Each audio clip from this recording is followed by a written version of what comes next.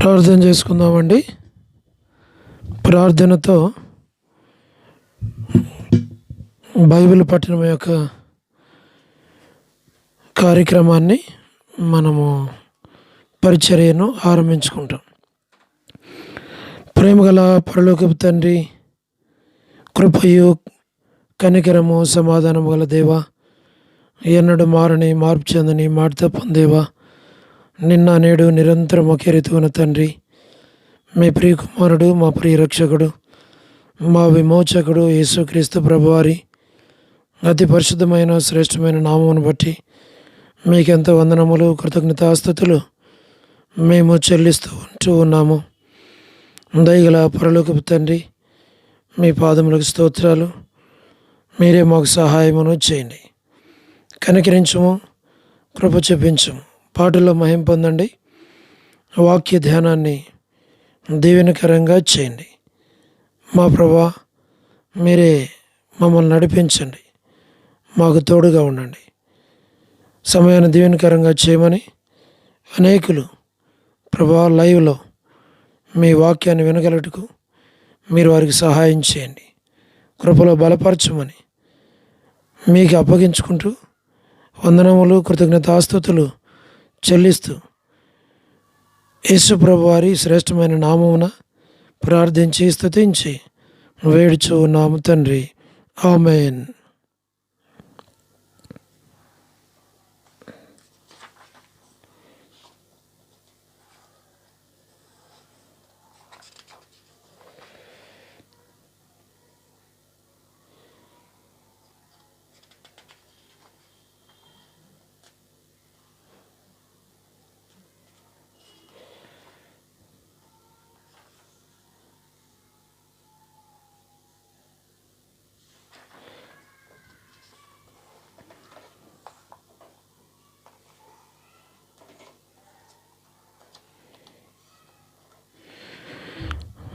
529వ పాట పాడుకుందామండి. Song number 529, old song బుక్లో 726.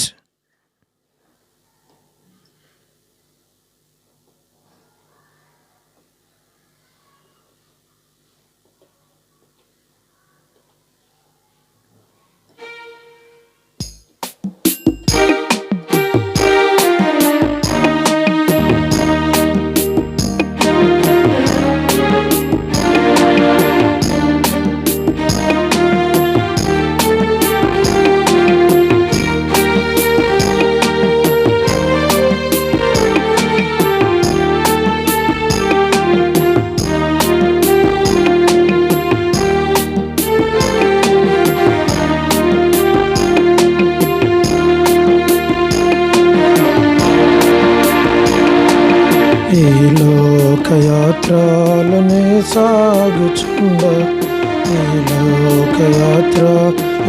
సాగుచుండ ఒకసారి నవ్వు, ఒకసారి ఏడ్పు, ఒకసారి నవ్వు, ఒకసారి ఏడ్పు, అయినా నా క్రీస్తేసు నా తోడనుండు, అయినా నా క్రీస్తేసు నా తోడనుండు. ఈ లోకయాత్రలోనే సాగుచుండ, ఈ లోకయాత్రలోనే సాగుచుండ. జీవితయాత్ర ఎంతో కఠినము, జీవితయాత్ర ఎంతో కఠినము. ఘోరంధకార తుఫానులున్నవి, ఘోరంధకార తుఫానులున్నవి. అభ్యంతరములు ఎన్నెన్నో ఉండు, అభ్యంతరములు ఎన్నెన్నో ఉండు. కాయువారెవరు, రక్షించేదెవరు, కాయువారెవరు, రక్షించేదెవరు. ఈ లోకయాత్రలోనే సాగుచుండ, ఈ లోకయాత్రలోనే సాగుచుండ. హృదయము శుద్ధి పరచుకున్నాను, హృదయము శుద్ధి పరచుకున్నాను.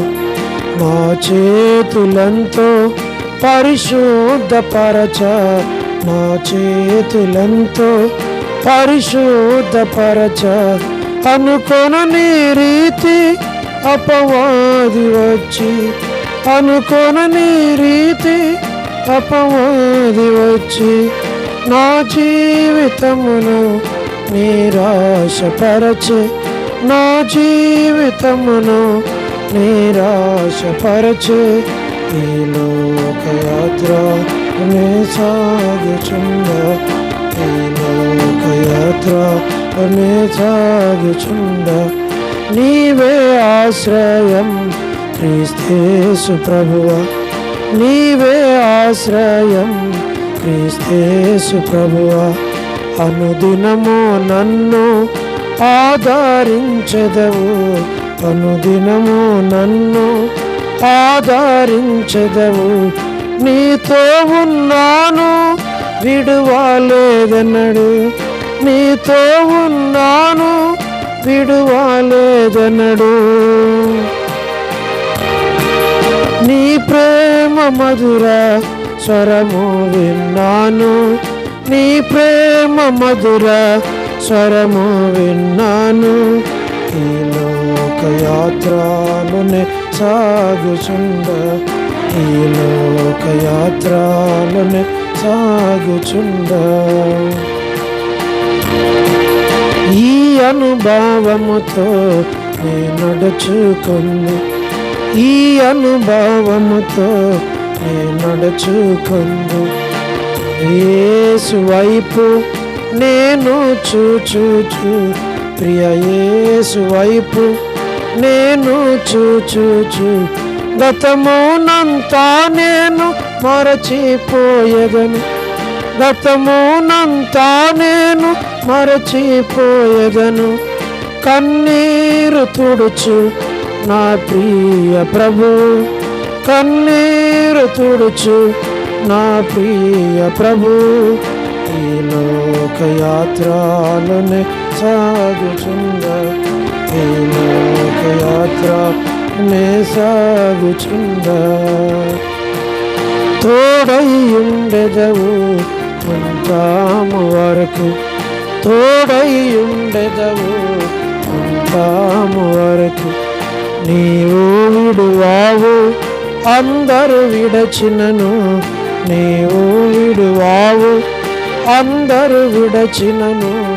నూతన బలమును నాతో సాగిదవు, నూతన బలమును నాతో సాగిదవు.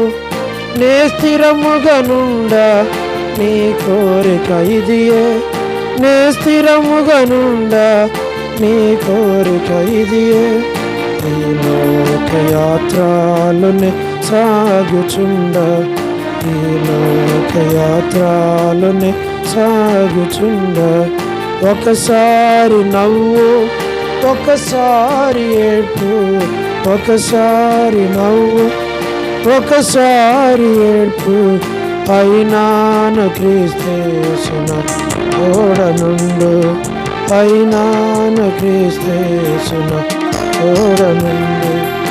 ఈ లోకయాత్రలోనే సాగుచుండ, ఈ లోకయాత్రలోనే సాగుచుండ.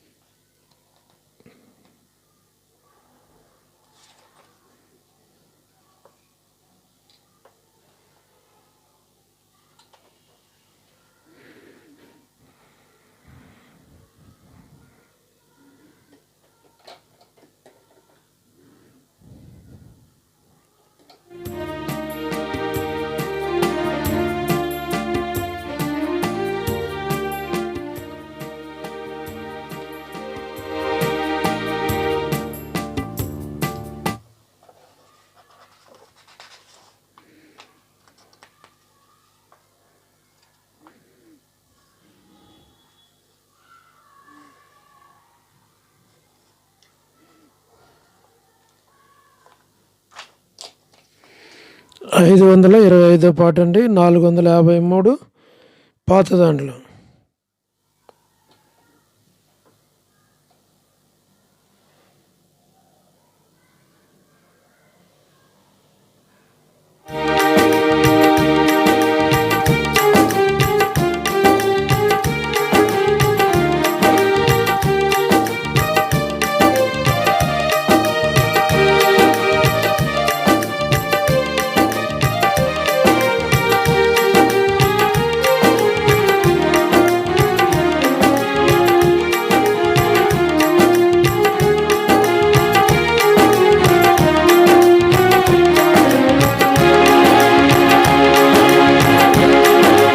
అద్భుత దివేనలు ప్రభువా మాపై చూపితివి, నీదు ప్రేమ అపారము ప్రభువా మాపై చూపితివి, నీదు ప్రేమ అపారము ప్రభువా మాపై చూపితివి. మానవుని చేసినావు నీ సొంత రూపమునకు, మానవుని చేసినావు నీ సొంత రూపమునకు, నీకిష్టముగా బ్రతికి, నీకిష్టముగా బ్రతికి దీవెనలను పొందెదము, నీకిష్టము బ్రతికి దీవెనలను పొందెదము. అద్భుత దీవెనలు ప్రభువా కుమ్మరించితివి, నీదు ప్రేమ అపారము ప్రభువా మాపై చూపితివి, నీదు ప్రేమ అపారము ప్రభువా మాపై చూపితివి. నూతన జన్మ వలన ఆశీర్వాదములు దొరికే, నూతన జన్మ వలన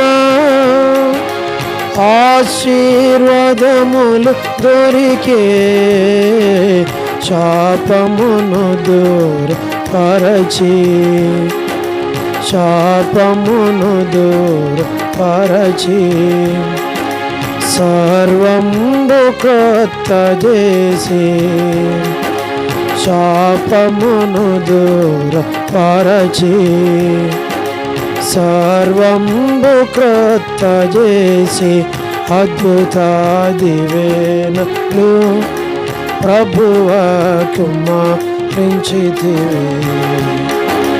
నీదు ప్రేమ అపారము ప్రభువా మాపై చూపితివి, నీదు ప్రేమ అపారము ప్రభువా మాపై చూపితివి. తన సుతులుగాను మెలిగి తన చిత్తమందు నిలచి, తన సుతులుగాను మెలిగి తన చిత్తమందు నిలచి, జీవజలమును పొంది, జీవజలమును పొంది దీవెనలను పొందెదము, జీవజలమును పొంది దీవెనలను పొందెదము. అద్భుత దీవెనలు ప్రభువా కుమ్మరించితివి, నీదు ప్రేమ అపారము ప్రభువా మాపై చూపితివి, నీదు ప్రేమ అపారము ప్రభువా మాపై చూపితివి. ఆత్మీయముగా నడచి శరీర క్రియలను విడచి ఆత్మీయముగా నడచి శరీర క్రియలను విడచి ఆయన స్వరం వినుచు ఆయన స్వరం వినుచు దీవెనలను పొందెదము ఆయన స్వరం వినుచు దీవెనలను పొందెదము అద్భుత దీవెనలు ప్రభువా కుమ్మరించితివి నీదు ప్రేమ అపారము ప్రభువా మాపై చూపితివి నీదు ప్రేమ అపారము ప్రభువా మాపై చూపితివి ఆశీర్వాదముల కొరకు పిలువబడి ఉన్న మనము ఆశీర్వాదముల కొరకు పిలువబడి ఉన్న మనము ఆజ్ఞలను నెరవేర్చినచో ఆజ్ఞలను నెరవేర్చినచో దీవెనలను పొందెదము ఆజ్ఞలను నెరవేర్చినచో దీవెనలను పొందెదము అద్భుత దీవెనలు ప్రభువా కుమ్మరించితివి నీదు ప్రేమ అపారము ప్రభువా మాపై చూపితివి నీదు ప్రేమ అపారము ప్రభువా మాపై చూపితివి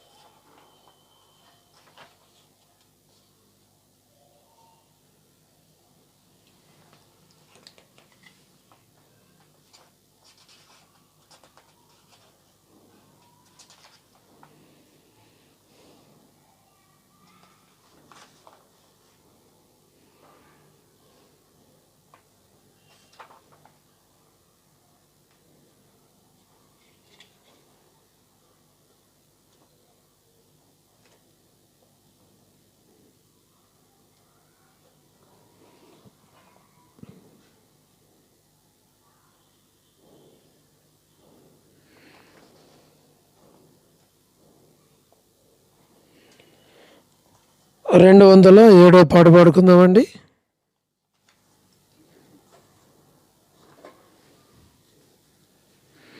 పల్లవి మొదటి 3 చరణాలు మాత్రమే పాడుకుందాం. పల్లవి మొదటి 3 చరణాలు.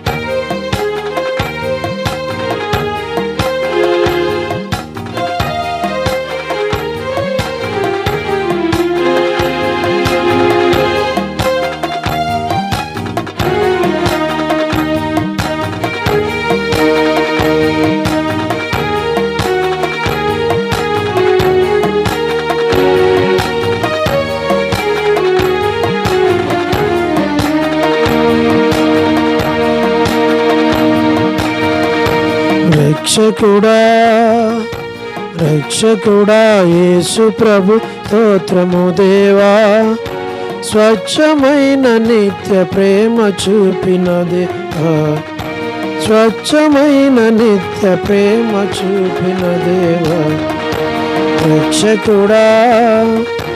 దేవుడే నా పక్షమైన విరోధవడు, దేవుడే నా పక్షమైన విరోధవడు. దూతలైనను ప్రధానులైనను, దూతలైనను ప్రధానులైనను ప్రభువు ప్రేమ నుండి నన్ను వేరు చేయను. క్రీస్తు ప్రేమ నుండి నన్ను వేరు చేయను. రక్షకుడా రక్షకుడా యేసు ప్రభు స్తోత్రము దేవా. స్వచ్ఛమైన నిత్య ప్రేమ చూపిన దేవా, స్వచ్ఛమైన నిత్య ప్రేమ చూపి దేవా. రక్షకుడా నరరూపమెత్తి ప్రభువు రిక్తుడాయను, నరరూపమెత్తి ప్రభువు రిక్తుడాయను. కరువైనను ఖడ్గమైనను, కరువైనను ఖడ్గమైనను ప్రభువు ప్రేమ నుండి నన్ను వేరు చేయును. క్రీస్తు ప్రేమ నుండి నన్ను వేరు చేయును. రక్షకుడా రక్షకుడా యేసు ప్రభు స్తోత్రము దేవా. స్వచ్ఛమైన నిత్య ప్రేమ చూపిన దేవా, స్వచ్ఛమైన నిత్య ప్రేమ చూపిన దేవా. రక్షకుడా సర్వలోక రక్షణకై సిలువనెక్కెను, సర్వలోక రక్షణకై సిలువనెక్కెను. శ్రమయైనను బాధయైనను, శ్రమయైనను బాధయైనను ప్రభువు ప్రేమ నుండి నన్ను వేరు చేయును. క్రీస్తు ప్రేమ నుండి నన్ను వేరు చేయును. రక్షకుడా రక్షకుడా యేసు ప్రభు స్తోత్రము దేవా. స్వచ్ఛమైన నిత్య ప్రేమ చూపినది, స్వచ్ఛమైన నిత్య ప్రేమ చూపి దేవా. రక్షకుడా ఎన్నడైనా మారని మా యేసుడుండగా, ఎన్నడైనా మారని మా యేసుడుండగా. ఉన్నవైనను రానున్నవైనను, ఉన్నవైనను రానున్నవైనను ప్రభువు ప్రేమ నుండి నన్ను వేరు చేయును. హల్లెలూయా హల్లెలూయా ఆమేన్ హల్లెలూయా. రక్షకుడా రక్షకుడా యేసు ప్రభు స్తోత్రము దేవా. స్వచ్ఛమైన నిత్య ప్రేమ చూపి దేవా, స్వచ్ఛమైన నిత్య ప్రేమ చూపి దేవా. రక్షకుడా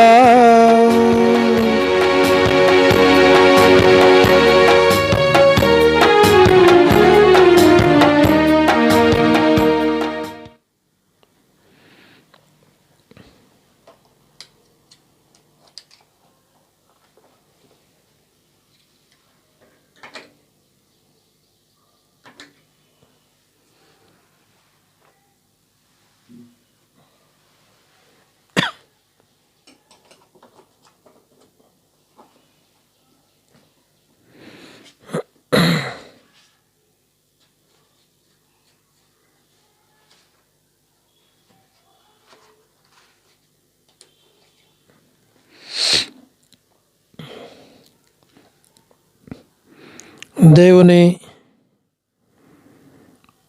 వాక్యములో నుండి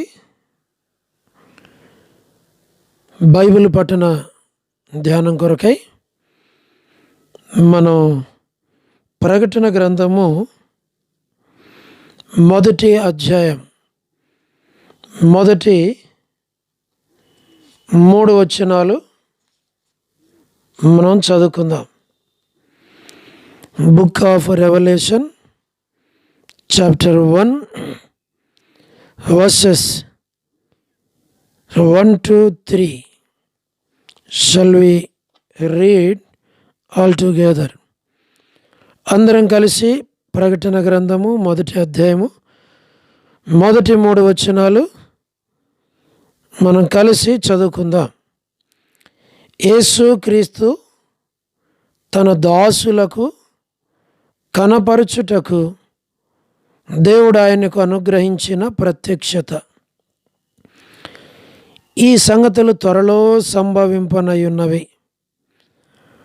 ఆయన తన దూత ద్వారా వర్తమానము పంపి తన దాసుడైన యోహానుకు వాటిని సూచించెను. అతడు దేవుని వాక్యమును గూర్చి యేసుక్రీస్తు సాక్ష్యమును గూర్చి తాను చూచినంత మట్టుకు సాక్ష్యం ఇచ్చెను. సమయము సమీపించి ఉన్నది గనుక ఈ ప్రవచన వాక్యములు చదువాడును వాటిని విని ఇందులో రాయబడిన సంగతులను గైకొని వారును ధన్యులు. ప్రభు సహాయం కొరకై ప్రార్థనలో ప్రభు వైపు చూద్దాం. ప్రేమగల పరలోకపు తండ్రి, పరిశుద్ధ దేవ, మీ పాదములకు స్తోత్రాలు. చదువుకున్నటువంటి లేఖన భాగాన్ని దీవించి విరిచి మాకు పంచిపెట్టము, మాకు సహాయం చేయండి. సమయాన్ని మాకు దీవెనకరంగా చేయండి. పాటల మహిమ పొందినందుకు స్తోత్రాలు. వాక్య ధ్యానం మాకు దీవెనకరంగా చేయమని మమ్మల్ని మీకు అప్పగించుకుంటూ మహిమ, ఘనత, ప్రభావాలు మీకు ఆరోపిస్తూ యేసు ప్రభు మా రక్షకుని పేరట ప్రార్థించి స్తుతించి వేడుచు ఉన్నాము తండ్రి, ఆమేన్. చదవబడినటువంటి ఈ లేఖన భాగాన్ని దేవుడు చేరువచ్చిన మనందరి నిమిత్తమై ఆశీర్వదించును గాక. ఈ ప్రకటన గ్రంథము ఇంట్రడక్షన్ పార్ట్ 1, పార్ట్ 2 మనం చూడగలుగుతూ వచ్చాం. అవి మన యొక్క యూట్యూబ్లో ఆ వర్తమానాలు ఉంటాయి. ఎవరికైనా ఆ యొక్క యూట్యూబ్ వర్తమానాలు చూడాలని కోరితే బ్రదర్ జాన్ జిఎస్ అని కొడితే అందులో మనకి యూట్యూబ్లో ఉన్నటువంటి ఆ యొక్క వీడియోస్ మనకు దొరుకుతాయి. ఇప్పుడు మనం చూడగలిగేది రెవల్యూషన్ చాప్టర్ 1, ప్రకటన గ్రంథము 1వ అధ్యాయం. ఈ 1వ అధ్యాయము, ఈ అధ్యాయంలో 20 వచనాలు ఉన్నాయి. ఈ అధ్యాయంలో 20 వచనాలు ఉన్నాయి. ఈ 20 వచనాల్లో ఈ అధ్యాయము 2 భాగములు, 2 భాగాలు. మొదటి 8 వచనములు ఒక భాగము. మొదటి 8 వచనాలు ఒక భాగము. తిరిగి 9 నుంచి 20 వరకు 2వ భాగం. ఇవి 2 భాగాలు. కనుక మనం జ్ఞాపకం చేసుకున్నట్లయితే ఈ మొదటి 8 వచనాలు మరి గ్రీటింగ్స్గా, తొలి పలుకులుగా మనకు జ్ఞాపకము చేయబడుతూ ఉన్నాయి. తిరిగి 9వ వచనం నుండి 20వ వచనం వరకు మనం చూడగలిగితే మహిమ కలిగిన ప్రభు లేక మహిమ కలిగిన యేసుక్రీస్తు ప్రభు. తర్వాత మహిమ కలిగిన యేసుక్రీస్తు యొక్క ప్రత్యక్షత. 1వ అధ్యాయంలో మహిమ కలిగిన యేసుక్రీస్తు ప్రభువారిని మనం చూస్తాం. మహిమ కలిగిన యేసుక్రీస్తు ప్రభువారి యొక్క ప్రత్యక్షత ఇందులో బయలుపరచబడుతూ ఉంది. కనుక యేసుక్రీస్తు ప్రభువారు ఏ మహిమతో ఆయన ఇక్కడ ప్రత్యక్షమవుతున్నాడు, ఏ మహిమతో ఆయన బయలుపరచబడుతున్నాడు, ఆయన ఏ మహిమను కలిగి ఉన్నాడు, మనము కూడా అదే మహిమను కలిగి ఉండాలి అని లేఖనాలు మనకు బోధిస్తున్నాయి. ప్రభు మనకు జ్ఞాపకం చేస్తూ ఉన్నాడు. కాబట్టి ప్రకటన గ్రంథం అంతా కూడా ప్రభువైన యేసుక్రీస్తు వారి యొక్క మహిమను తెలియచేస్తూ ఉంది. అవి జరగబోయాయి కానీ ప్రతిదీ కూడా ఆయన మహిమ కొరకే మనకు తెలియచేస్తూ ఉంది. తర్వాత మనం చూస్తే ఈ 2 భాగాలు కూడా మనం జ్ఞాపకం చేసుకున్నాం. 20 వచనాలు ఉన్నాయని కూడా మనం జ్ఞాపకం చేసుకున్నాం. ఇప్పుడు ఈ 2 భాగాల్లో ఉన్న సంగతులు కూడా మనం ధ్యానం చేయాలి. ఈ ధ్యానంలోనికి మనం వెళ్ళక మునుపు మనం చూడగలుగుతూ వచ్చినట్లయితే ఈ యొక్క అధ్యాయము లేకపోతే ఈ గ్రంథము అనేటువంటిది మనకు ఎలాగూ కనబడుతుంది అని అంటే, యేసుక్రీస్తు వారితో ఆరంభించబడుతుంది. యేసుక్రీస్తు అనేటువంటి నామముతోనే ముగించబడతా ఉంది. ఆరంభము ఆయన పేరే, ముగింపు కూడా ఆయన పేరే. అందుకే చూడండి, యేసుక్రీస్తు అనేది ఆయన నామము. యేసుక్రీస్తు అనేది 2 కూడా ఆయన నామమే. చివరిలో కూడా ఆయన నామమే కనబడుతుంది. ఎందుకు అని అంటే 21వ వచనంలో ప్రభు అయిన యేసు రమ్ము అని 20లో ఉంటుంది. 21లో ప్రభు అయిన యేసు కృప పరిశుద్ధులకు తోడై ఉండును గాక ఆమేన్ అని ఉంది. కాబట్టి యేసు అనేటువంటి నామముతో ఆరంభించబడి యేసు అనేటువంటి నామముతోనే అది ముగించబడుతూ ఉంది. అనగా యేసు అంటే మన అందరికి కూడా తెలుసు, రక్షకుడు అని అర్థం. ఈ గ్రంథం రక్షకుని నామముతో ఆరంభించబడి రక్షకుని యొక్క నామముతోనే ముగించబడుతూ ఉంది. ఇప్పుడు మనం చూడగలిగితే మరి ప్రకటన గ్రంథంలో యేసుక్రీస్తు ప్రభు యొక్క ప్రత్యక్షత మనకు కనబడుతూ ఉంది కనుక మొదటి అధ్యాయం 14వ వచనంలో మనం చూడవచ్చు. ప్రకటన గ్రంథం మొదటి అధ్యాయం 14వ వచనం, ఆయన తల వెంట్రుకలు తెల్లని ఉన్నిని పోలినవై హిమమంతా ధవళముగా ఉండెను. కాబట్టి మనం చూడగలిగితే ఈ అధ్యాయంలో ప్రభువైన యేసుక్రీస్తు వారి యొక్క మహిమ ప్రత్యక్షత, మహిమ కలిగిన ప్రత్యక్షత, మహిమతో కూడినటువంటి యేసుక్రీస్తు ప్రభువారు మనకి కనబడుచూ ఉన్నాడు. ఇప్పుడు ఈ ప్రత్యక్షతలో మనం చూడవచ్చు, మరి ఆయన ఎలాంటి వాడు అనేది మనం చూడగలిగితే 13వ వచనంలో మనం చూస్తాం. తిరగగా 7 సువర్ణ దీపస్తంభములను 7 దీపస్తంభముల మధ్యను మనిషి కుమారుని పోలిన యొకరిని చూచితిని. ఆయన తన పాదముల మట్టుకు దిగుచున్న వస్త్రము ధరించుకొని రొమ్మును ఆనుకొనుటకు బంగారు దట్టిని కట్టుకొని ఇయుండెను. అది ఆయన మహిమ. ఆ బంగారు దట్టి కట్టుకొని ఉన్నాడు. ఆ యొక్క వస్త్రాన్ని ధరించుకొని వాడై ఆయన అక్కడ నిలబడినాడు. మనకు కనబడుతోంది.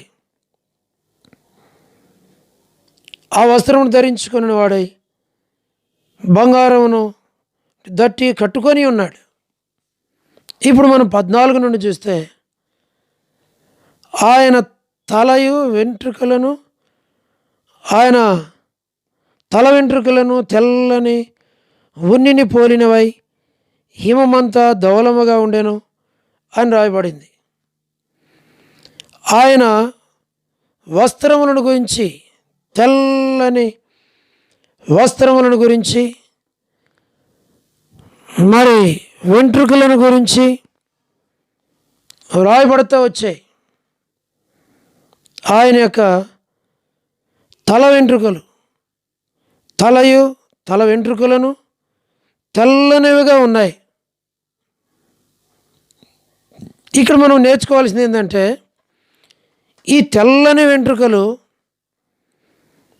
మన ప్రభువైన యేసుక్రీస్తు వారి యొక్క అనంత జ్ఞానాన్ని తెలుపుచూ ఉన్నాయి. దైవ జ్ఞానమును తెలుపుచూ ఉంటూ ఉన్నాయి. అంటే దీని అర్థం ఏంటంటే, ఆయన తల వెంట్రుకలు అలాగున్నాయనంటే ఆ దైవ జ్ఞానాన్ని, ఆ అనంతమైన జ్ఞానాన్ని నీవు నేను కలిగి మనము జీవించాల. దైవికమైనటువంటి జ్ఞానం, పరసంబంధమైన జ్ఞానం, ఆ జ్ఞానమును కలిగి మనం జీవించాలి అని మనకు రాయబడుతూ ఉన్నాయి. తర్వాత మనం చూడగలిగితే అక్కడే రాయబడుతూ ఉంది, అదే 14 వచనంలో, ఆయన నేత్రములు అగ్ని జ్వాలల వలె ఉండెను. అగ్ని జ్వాల వంటి నేత్రములు కలిగినటువంటి వాడు అని మనకు జ్ఞాపకం చేయబడుతూ ఉంది. ఆ అగ్ని జ్వాల వంటి నేత్రములు మనకేం తెలియజేస్తున్నాయనంటే, లోకమంతటిని చూస్తున్నటువంటి నేత్రములుగాను అవి మనకు తెలియచేస్తూ ఉన్నాయి. అగ్ని వంటి నేత్రముల వంటి వాడు లోకమంతటిని చూస్తున్నాడు. ఆయనకి మరుగైంది ఏది కూడా లేదు. కీర్తనకారుడు అంటాడు, నేను పరమునకు ఎక్కిపోతే అక్కడ ఉంటావు, సముద్రానికి దిగంతంలో పోతే అక్కడ ఉంటావు, పాతాళంలోనికి వెళ్తే అక్కడ కూడా నీవు ఉంటావు, నీ చేయి నన్ను పట్టుకుంటుంది. అంటే నీ దృష్టి సర్వ ప్రపంచం మీద ఉంటుంది అని అర్థం. సర్వ ప్రపంచం మీద ఉంటుంది. ఆయన అలాగూ చూచేటువంటి వాడుగా మన జ్ఞాపకం చేయబడుతూ ఉంది.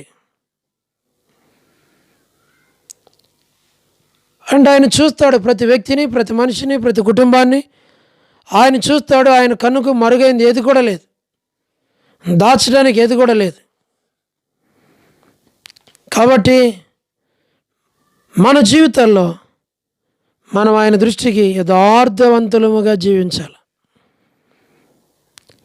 తర్వాత మూడవది చూస్తే,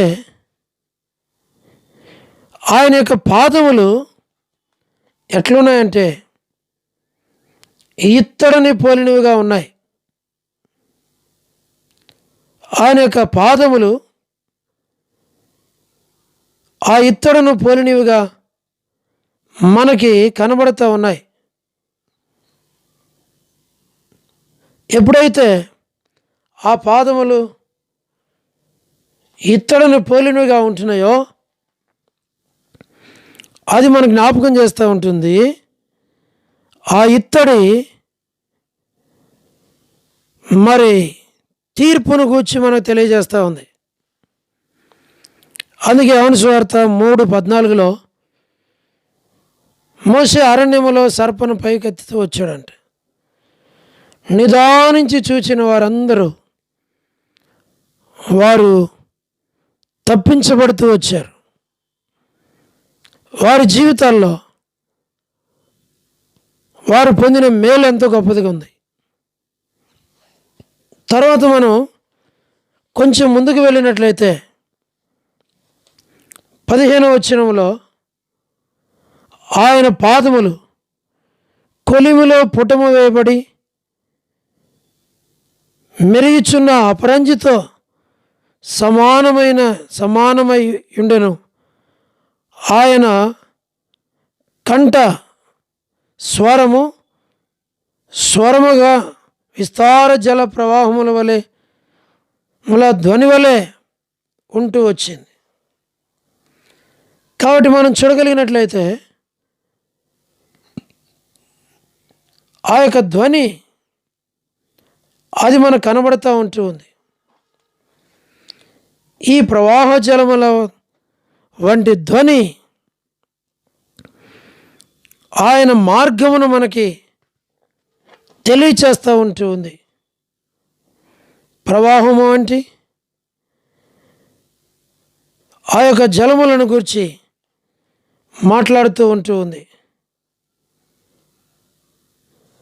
మన యొక్క జీవితంలో మనము ప్రకాశమానమైన వెలుగుతూ మనం ప్రభు మహిమ కొరకు జీవించాలి. తర్వాత మనం చూస్తే 5వది ఆయన చేతులలో మనము ఉండవలెను.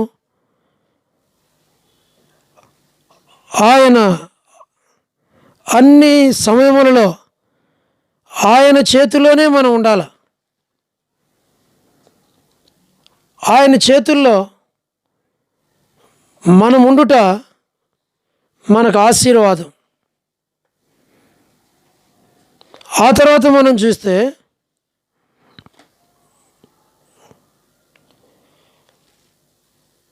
ప్రకటన గ్రంథంలో రాయబడిన ప్రకారంగా ఎఫెసీ 6:17 ప్రకారం, హెబ్రీ 6:4-12 ప్రకారం, మత్తయి సువార్త 4:4 ప్రకారం అది మనకేం తెలియచేస్తుంది అని అంటే, రెండంచుల వాడి అయిన ఖడ్గమును గురించి అది మనకు తెలియచేస్తూ ఉంటుంది. కాబట్టి అది కూడా మనకేమని బోధిస్తుంది అని అంటే, వాక్య ఖడ్గమును మనం కలిగిన వారమై వాక్య ఖడ్గము ద్వారా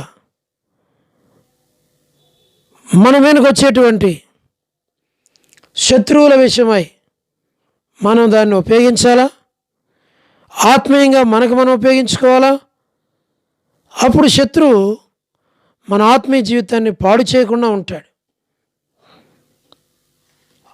అది మనకి దానిని తెలియజేస్తూ ఉంది. తర్వాత మనం చూస్తే ఆయన యొక్క ముఖము ఎలాగుంది అని అంటే, ఆయన యొక్క ముఖ ప్రకాశము ఎంతో శ్రేష్టమైనదిగా ఉన్నట్లు మనకి కనబడుతూ ఉంది. కాబట్టి మనం చూడగలుగుతూ వచ్చినప్పుడు ఆయన యొక్క ముఖము ఎంత మాధుర్యమైంది, ఎంత శ్రేష్టమైంది. కాబట్టి మనము నిత్యము ఆయన నీతిని, ఆయన ముఖమును, ఆయనను మనము తెలియపరచాలి. మన జీవితాల ద్వారా యేసు ప్రభువారు మహిమపరచబడాలి. అందుకే ఇందులో ఆ 7 విషయాలు మనము చూడగలుగుతూ వచ్చాం. సరే, ఇప్పుడు ప్రకటన గ్రంథం 1వ అధ్యాయంలోనికి మనం వచ్చినప్పుడు మనకేం కనబడుతుంది అని అంటే, యేసుక్రీస్తు తన దాసులకు కనపరచుటకు దేవుడు ఆయన అనుగ్రహించిన ప్రత్యక్షత. ఇది ఆరంభం. యేసుక్రీస్తు అనేటువంటి పేరుతో ఆరంభించబడింది. ఆత్మదేవుడు మరి ఆ యొక్క పద్మాసు దీపంలో ఉన్నటువంటి యోహానుకి అది తెలియచేసినప్పుడు తానెంతో ఇష్టపూర్వకంగా దానిని కోరుకొని అంగీకరించి తాను ముందుకు సాగుతూ వచ్చాడు. ఇక్కడ కూడా నీవు నేను మనం చేయాల్సింది అదే పని. ఈ గ్రంథము యేసుక్రీస్తు ప్రభు వారి యొక్క నామముతో ఆరంభించబడి ఆయన యొక్క నామముతోనే ముగించబడుతుంది. అందుకే చూడండి, 1వ అధ్యాయం 1వ వచనాన్ని మనం చదివితే యేసుక్రీస్తు అనే మాట ఉంది. ఫుట్ నోట్లో ఏముంది? లేక ప్రకటన అని ఉంది. అంటే ఈ గ్రంథాన్ని, ఈ గ్రంథంలో ఉన్న సంగతులను మరుగు చేయటానికి లేదు. అవి ఏమాత్రం కూడా మరుగు చేయబట్టడానికి లేదు. ఇక ఆ గ్రంథం ఇప్పబడింది, అందరికీ తెలిసిపోతుంది. ఎందుకంటే ఆ సంగతులు కూడా అందరూ తెలుసుకోవాలా. ఒకవేళ తెలుసుకోకపోతే, విడిచిపెట్టబడితే తర్వాత నేను ప్రభు కొరకు జీవించే విషయంలో మనమెంతో మరి ఆ అంతస్తులోనికి రాలేం. అయితే మనకి ప్రభు కోరేది ఏంటంటే, యేసుక్రీస్తు తన దాసులకు కనపరచుటకును దేవుడు ఆయనకు అనుగ్రహించిన ప్రత్యక్షత అని రాయబడింది. ఇప్పుడు మనం జ్ఞాపకం చేసుకుంటే, యేసు అనేటువంటి పేరును మనం కానీ చూడగలిగితే, యేసు అంటే ఎవరో మనకు తెలుసు, రక్షకుడు అని తెలుసు. క్రీస్తు ఎవరంటే కూడా మనకు తెలుసు, అభిషక్తుడు అని తెలుసు. యేసు అనగా రక్షకుడు, క్రీస్తు అనగా అభిషక్తుడు. ఇప్పుడు అభిషేకించబడిన వ్యక్తి రాజుతో లేక మరి మనమే చేయవలసిన పని ఏంది అని అంటే, యేసుక్రీస్తు వారిలో ఉన్న అర్థాన్ని మనం గుర్తించి ఆయన ఎందుకు చివరి పుస్తకముగాను చివరి దినాలలో వర్తమానములుగాను ఆయనకి ఇవ్వబడుతూ వచ్చినాయో అక్కడ మనకు అర్థమవుతుంది. కాబట్టి యేసు క్రీస్తు అన్నటువంటి నామములు ఇవ్వబడుతూ వచ్చాయి. మనం జ్ఞాపకం చేసుకోవాల్సింది ఏంటంటే,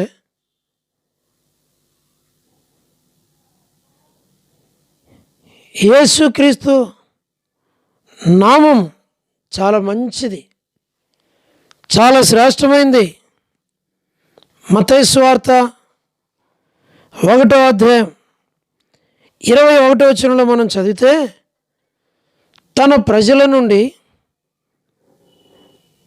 ఆయనే రక్షించును గనక ఆయనకు యేసు అని పేరు పెట్టబడింది అని ఉంది. కాబట్టి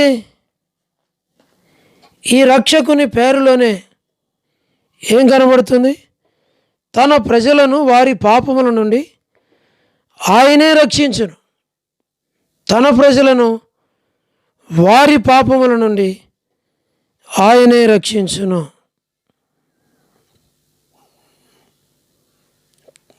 ప్రియమైనటువంటి వారలారా, మనం చూస్తే ఆ నామము ద్వారానే రక్షణ, ఆ నామము ద్వారానే వీటన్నిటిని జయించగలం, ఆ నామము ద్వారానే దేవుని రాజ్యంలో ప్రవేశించగలం. ఆయన నామమే మనకెంతో సహాయపడేది ఉంది. దీని కొరకు మనం చూడగలిగినట్లయితే దేవుని వాక్యంలో మనకు జ్ఞాపకం చేయబడేది 2 సమూయేలు 22:2, 2 సమూయేలు 22:2లో మనం శ్రేష్టమైనటువంటి తలంపును చూస్తాం. ఎంతో చక్కగా కనబడుతుంది. యెహోవా నా శైలము, నా కోట, నా రక్షకుడు. ఆ చివరి మాట, 2లో చివరి మాట మనకి చాలా చక్కగా అర్థమవుతుంది. అక్కడ రాయబడింది అదే, యెహోవా నా శైలము, నా కోట, నా రక్షకుడు. ఇది ఎవరు చెప్పారు ఈ మాట? కీర్తనకారుడు చెప్పాడు, యెహోవా నా రక్షకుడు. అంటే వ్యక్తిగతంగా ఈజ్ మై పర్సనల్ సేవియర్. వ్యక్తిగతంగా దావీదు అంటాడు, నా రక్షకుడు. అంటే తన జీవితంలో తాను సాగి వెళుతున్నప్పుడు దేవుడు తనకు రక్షకుడిగా ఉన్నాడు. రక్షణ అవసరమే, ఆత్మరక్షణ అవసరం, శరీరానికి రక్షణ అవసరం, కుటుంబానికి రక్షణ అవసరం, ఉద్యోగానికి రక్షణ అవసరం. అనగా ఉద్యోగానికి వెళుతున్నప్పుడు, వస్తున్నప్పుడు అన్నిటిలో శత్రువులు చేతి నుండి తప్పించబడడానికి రక్షణ అవసరం. మనం చూస్తూ వచ్చినప్పుడు ఎంతోమంది రక్షణ లేక అపాయమునకు గురి అవుతున్నారు.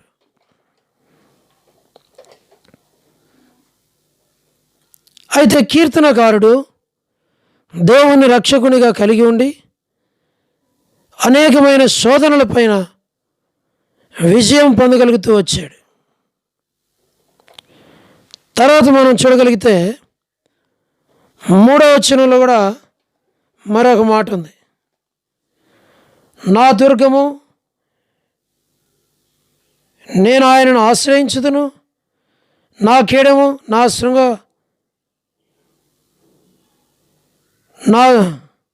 కేడము, నా రక్షణ శృంగము, నా ఉన్నత దుర్గము, నా ఆశ్రయ స్థానము, ఆయనే నాకు రక్షకుడు. అంటే ఒక వ్యక్తికి ఆస్తులు, అంతస్తులు, డబ్బు, పేరు, ప్రఖ్యాతి ఇవేవి కూడా రక్షణను కల్పించలేవు. కానీ రక్షణ అవసరం. ఈయన తప్పనిచ్చి ఇంకెవరు కూడా మనం రక్షించలేరు. ఒకలా రక్షించాం పో అని అన్న కూడా ఆ వ్యక్తిది నరకమే. అయితే దేవుడు ప్రభు అయినటువంటి యేసుక్రీస్తు వారు ఆయన రక్షకుడిగా వచ్చాడు, రక్షణను సిద్ధపరిచాడు, రక్షణను ఇచ్చి ఆయన వెళ్ళిపోయాడు. అయితే ఆయన మరలా రాబోతున్నాడు.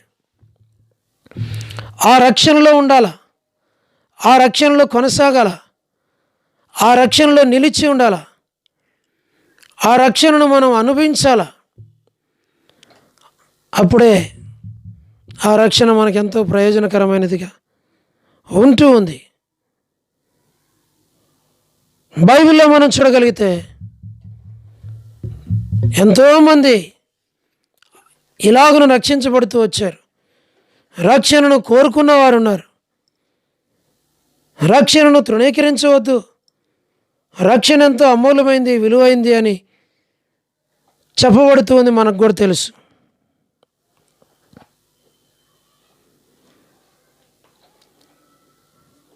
తర్వాత మనం చూడగలిగితే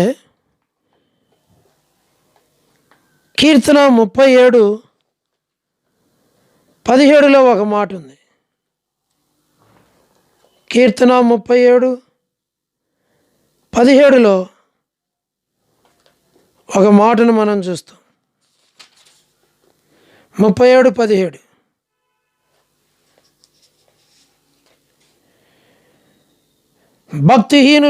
భక్తిహీనుల బాహువులు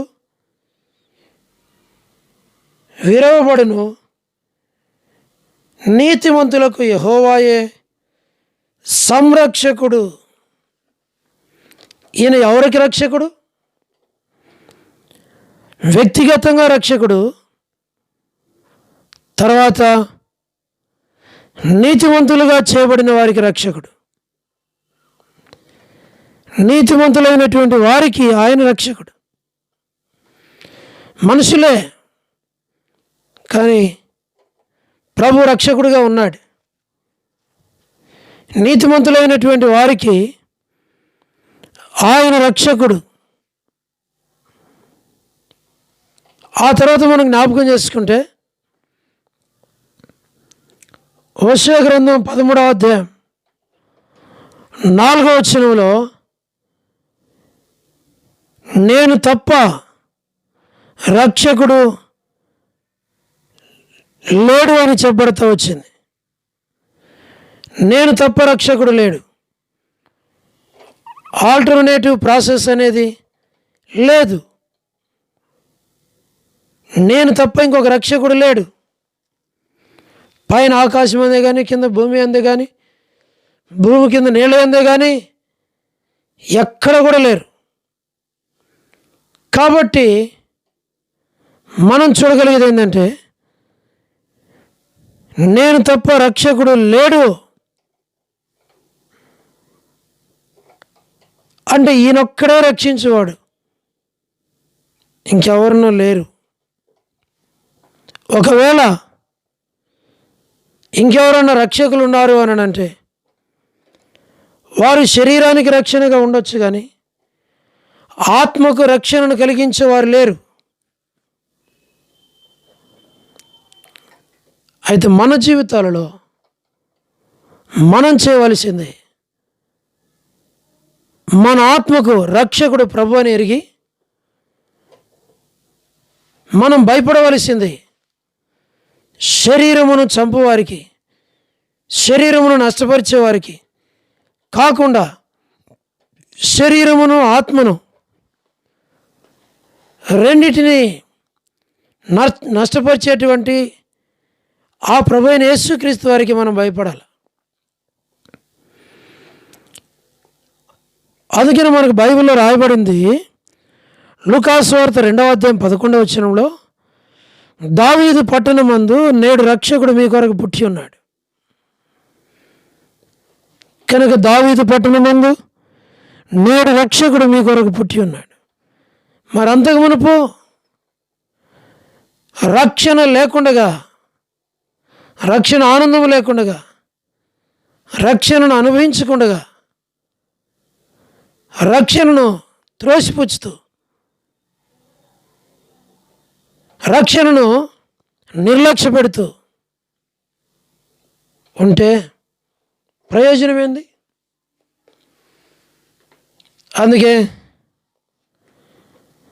రక్షకుడు జన్మించాడు అని చెప్తూ 1 తిమోతి 4:10 మనుషులందరికీ రక్షకుడు. ఈ 1 తిమోతి 4 మనం చూడగలిగేది ఏంటంటే,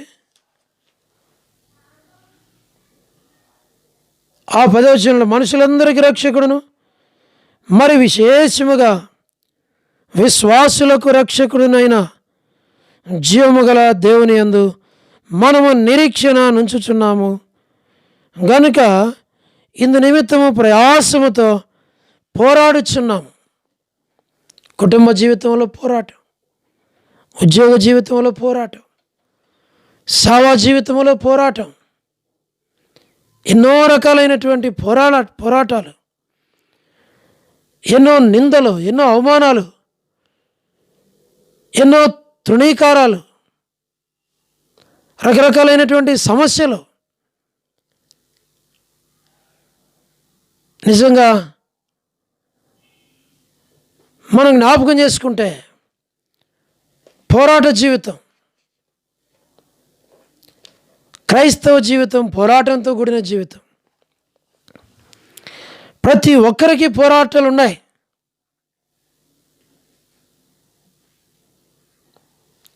ఆ పోరాటాలు ఎలాగుంటాయి అని అంటే, ఆత్మీయముగా పోరాడేది ఒక ఎత్తు, శారీరకంగా పోరాడేది ఇంకొక వ్యక్తి.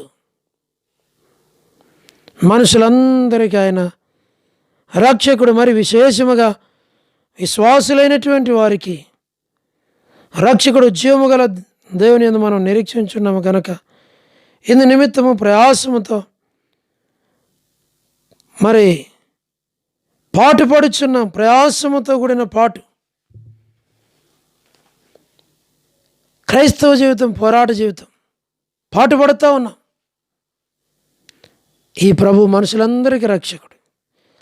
అంటే ఇందులో రక్షణ లేనివారు ఉన్నారు, రక్షణ ఉన్నవారు ఉన్నారు, విశ్వాసులు అవిశ్వాసులు ఉంటున్నారు. వారికి రక్షణ అవసరమే. మనుషులందరికీ రక్షకుడు. ఒకవేళ నీకు ఇంకా రక్షణ లేకపోతే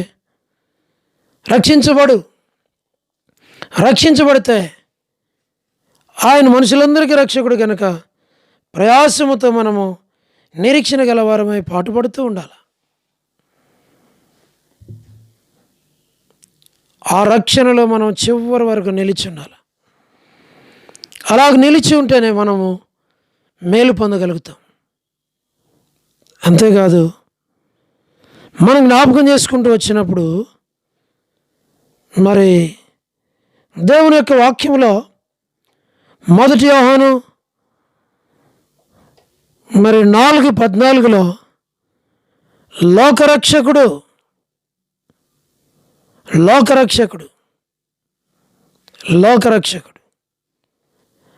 లోకానికి ఆయన రక్షకుడు, ఆయనే రక్షకుడు, వ్యక్తిగత జీవితానికి రక్షకుడు, నీతిమంతులకు రక్షకుడు, పట్టణానికి రక్షకుడు, ప్రజలందరికీ రక్షకుడు. ఎంత మంచి రక్షకుడు ఈయన! ఒక రకానికే కాదు, ఒక కోణంలోనే కాదు, అన్ని విధాలుగా ఆయన రక్షిస్తాడు.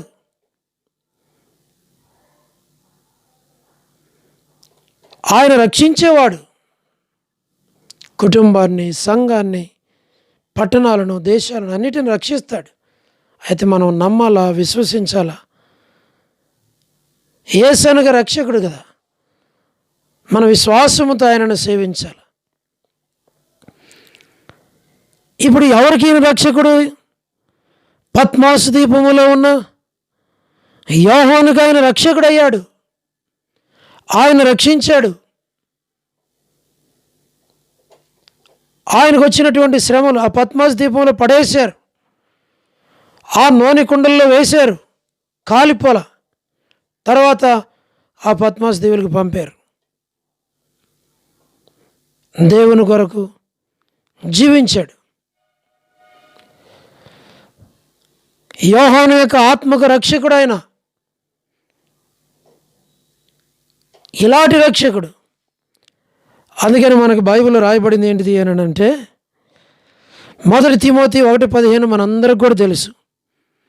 1 తిమోతి 1:15 ఆయన పాపులకు రక్షకుడు. ఒకవేళ నువ్వు పాపిగా ఉంటే, పాపి అని గ్రహిస్తే, ఆనాడు ప్రకటన గ్రంథంలో యోహాను ఆత్మకే రక్షకుడు కాదు, నీ ఆత్మకు రక్షకుడు.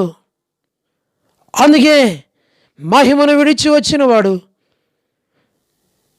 మహిమ ప్రత్యక్షతలో నీవు నేను ఉండాలని కోరి ఆ మహిమను మనకి ఇవ్వటానికి వచ్చాడు. ఈయన పాపులకు రక్షకుడని 1 తిమోతి 1:15 తెలియచేస్తూ ఉంది. తర్వాత మనం చూడగలిగితే మరి జేమ్స్ యాకోబు 4:12లో ఆయనే రక్షించుటకు శక్తిమంతుడు, ఆయన రక్షించుటకు శక్తిమంతుడు, పాపులను రక్షించేవాడు, ఆ పాపులను రక్షించడానికి శక్తిమంతుడు. అంటే లోకంలో ఎవ్వరు కూడా శక్తిమంతులు లేరు. శక్తిహీనులు, భక్తిహీనులు వీరందరూ ఉన్నారు, కానీ శక్తివంతుడు, ఆత్మను రక్షించగలిగిన ప్రభు. అలాగే కొంచెం ముందుకు వెళితే హెబ్రీ పత్రిక 7వ అధ్యాయం 25వ వచనంలో మనం చూడగలిగితే ఆయన సంపూర్ణముగా రక్షించుటకు శక్తిమంతుడు. ఇలాంటి వారు ఎవరున్నారండి? ఆయన సంపూర్ణముగా రక్షించడానికి శక్తిమంతుడై ఉన్నాడు. శక్తిమంతుడై ఉన్నాడు, సంపూర్ణంగా రక్షిస్తాడు. అంటే మన ఆత్మను సంపూర్ణంగా రక్షించి నిత్యత్వములో చేరుస్తాడు. ఈ లోకం అశాశ్వతం. శాశ్వతమైన రాజ్యం, శాశ్వతమైన లోకం, పరలోక పట్టణం ఉంది. మనం అక్కడికి వెళ్ళాలా, మనం అక్కడికి చేరుకోవాలా. కాబట్టే ఈ సంపూర్ణంగా రక్షించుటకు శక్తిమంతుణ్ణి నేను కలిగి ఉన్నా. అదే 1 కొరింథీ 1:21లో రాయబడింది ఏంటంటే, నమ్మువారికి ఆయన రక్షకుడు, అందరికీ కాదు. నమ్మాల, సంపూర్ణంగా రక్షించుటకు శక్తిమంతుడని నమ్మితే ఆయన తప్పకుండా నమ్మువారికి మాత్రమే ఆయన రక్షకుడు అని జ్ఞాపకము చేయబడుతూ ఉంది. నమ్మువారికి ఆయన రక్షకుడు. నమ్మేవా, విశ్వసించేవా, ధన్యుడివే, ధన్యురాలువే. లేని ఎడల ఇప్పుడైనా నమ్ము. యోహాను రక్షించిన దేవుడు 7 సంఘాలకి వర్తమానం అనుగ్రహించిన దేవుడు నన్ను రక్షించుటకు సమర్థుడని నమ్మితే ఆయన రక్షిస్తాడు. తర్వాత మనం చూడగలిగితే మరి లూకాసు వార్త 19:10లో నశించిన దానిని రక్షించేవాడు. అంటే ఏది నశించిపోతుందో దాన్ని రక్షిస్తాడు. నశించిపోకూడదు కనుక రక్షిస్తాడు. అంటే ఈ చిన్నవారిలో ఒక్కరైనా నశించుట పరలోకపు తండ్రి ఇష్టం కాదు. కనుక మనము నశించి నరకానికి వెళ్ళేది ఇష్టం లేదు కనుకనే, మనం పరలోకంలో ఉండాలి కనుకనే నశించిన దానిని రక్షించడానికి ఆయన ఈ లోకానికి వచ్చాడు. నేను ఆ జీవితంలో ఒకవేళ ఏ పరిస్థితుల్లోనైనా మనం నశించిపోతున్నాము అంటే, పేతురు కేక వేసినట్టుగా, ప్రభువా మేము నశించిపోతున్నాం, మమ్మల్ని రక్షించండి, ప్రభు రక్షించాడు. ఆత్మీయ జీవితంలో నశించు వారిని ఆయన రక్షించేవాడు. ఒకటి పాపులను రక్షించేవాడు, రెండవది ఆయనే రక్షిస్తాడు, మూడవది సంపూర్ణంగా రక్షిస్తాడు, నాలుగవది నమ్మువారిని రక్షిస్తాడు, ఐదవది నశించు వారిని రక్షిస్తాడు. ఒకవేళ నువ్వు ఏ స్థితిలో ఉన్నావో, ఒకవేళ నీకు, నీ ఆత్మకు, నీ కుటుంబానికి, లేక నీకు దేహానికి నీకు ఈ రక్షణ అవసరమైతే ఉన్నపాటున రక్షకుని చెంతకరా. యేసు రక్షకుని చెంతకి. పాపములు ఒప్పుకో, దేవునితో క్షమాపణ అడుగు, దేవుడు నిన్ను రక్షిస్తాడు. అందుకనే ప్రకటన గ్రంథము రక్షణతో ఆరంభమైంది, రక్షణతోనే ముగించబడుతూ ఉంది. అంటే దేవుడు ఎంత వాస్తవమైన వాడు, న్యాయమైన వాడు, రక్షించేదానికి ఎన్ని మార్గాలు ఏర్పాటు చేస్తున్నాడు. కాబట్టి దయచేసి దేవుని వాక్యాన్ని జాగ్రత్తగా వినండి.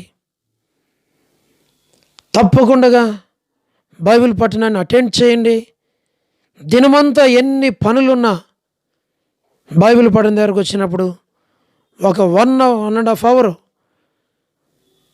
మొత్తం పాటలు, వాక్యము, ప్రార్థన అంతా కలిపి 1.5 గంట గడపండి. ఎక్కడున్నా కూడా కొన్నిసార్లు మనకి మందిరానికి రాలేని పరిస్థితులు ఎన్నో ఉన్నా ప్రయాణంలో ఉన్న పెట్టుకొని విను, మొబైల్ డేటా ఆన్ చేసుకొని, ఇంట్లో ఉన్న విను, ప్రయాణంలో ఉన్న విను, దేవుని వాక్యాన్ని విను.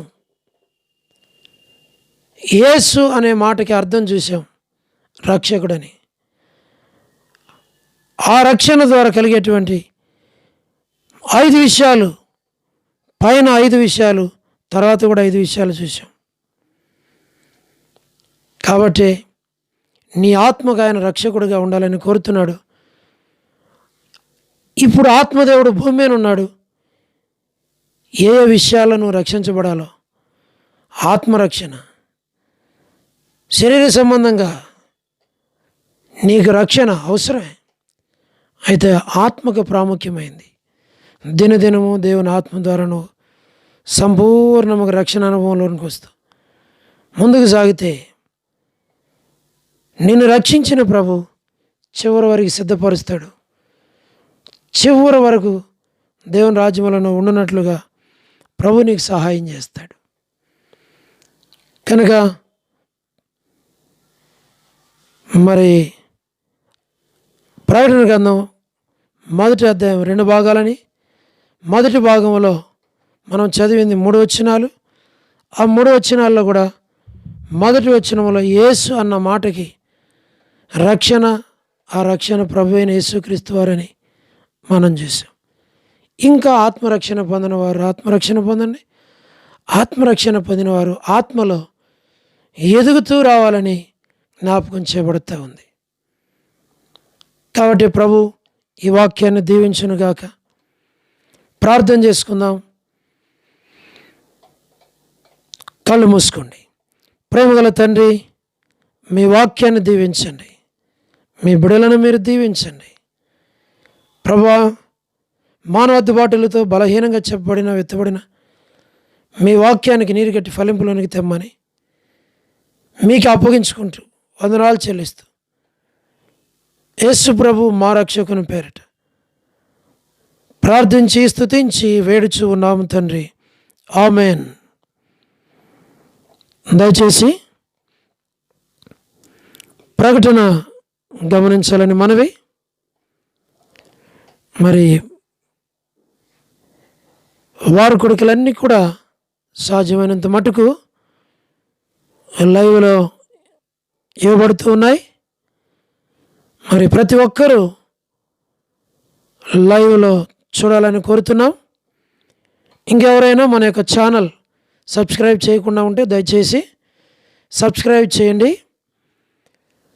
తద్వారా మనం చేసే వీడియోస్ అన్నీ కూడా మీకు నోటిఫికేషన్ వస్తాయి. మీరు లైవ్లో చూడవచ్చు, తర్వాత కూడా మీరు వాటిని వినొచ్చు.